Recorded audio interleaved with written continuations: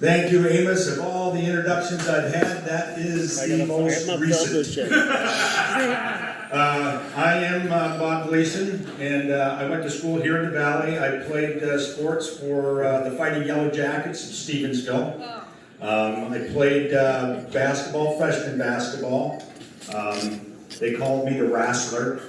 I was 5'5", wore a size 10 shoe. 11 felt better, so I wore a 12. Very nimble, very nimble. When I'm out playing and I'm going down the court, it sounds like somebody flapping in swim fins, flippers, you know.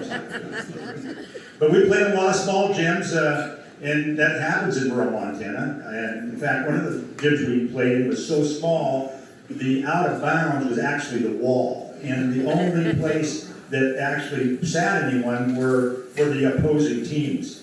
If you were a fan or parent, you had to actually watch from a monitor outside the gymnasium. And the other team really had an advantage because the ceiling was so low that they could actually bank the ball off the ceiling. But I did okay. I averaged 24 points a game, and here's how I calculated it. I got in when the game was pretty well decided. Winning big or losing big. So I get in about 2 minutes to play, and the one thing I wanted to do was get, I don't care where I was at on the floor, they called me the basketball bazooka. It just went. And luckily enough, I'd score a couple of points in 2 minutes, so I thought if they let me play all 24 minutes, I'd be averaging 24 points a game. Yeah. Well, this was a great idea to me, but my coaches didn't necessarily agree with that. So one game in particular, I get in the game with 2 minutes left. I get a hold of the ball, and I immediately launch it from about half court. And my coach stands up and he goes, "Gleason, what were you in the circus? Come here and sit down." It was embarrassing, of course, but you do what you have to do. But then I got promoted to manager and statistician. In fact, I had sole ability to get in and out of the laundry room. I was packing wet towels, stinky uniforms and jock straps, but at least I was part of the organization. It was a great job, great position on the team if you had some self-esteem to get rid of.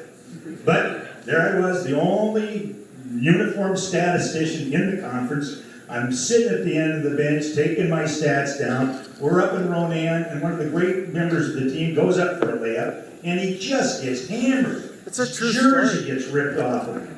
Coach stands up, looks down the bench, and goes, "Gleason!" And I throw my clipboard down, pull off my warm-ups, and I go, "I'm ready, Coach." And he said, "Great, give Adams your jersey."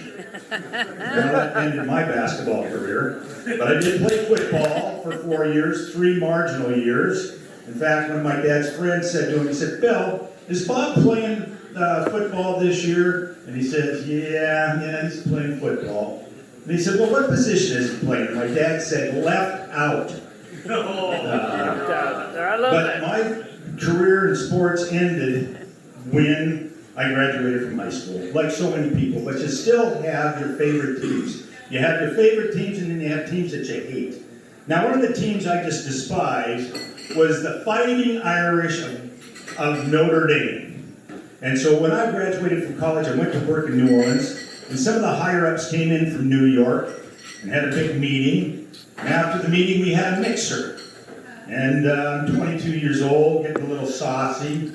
And I heard somebody say something about Notre Dame.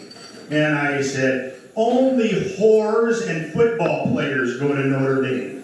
And the vice president whirled around and pointed at me and said, "My daughter goes to Notre Dame." And I said, "Oh, and what position does she play?"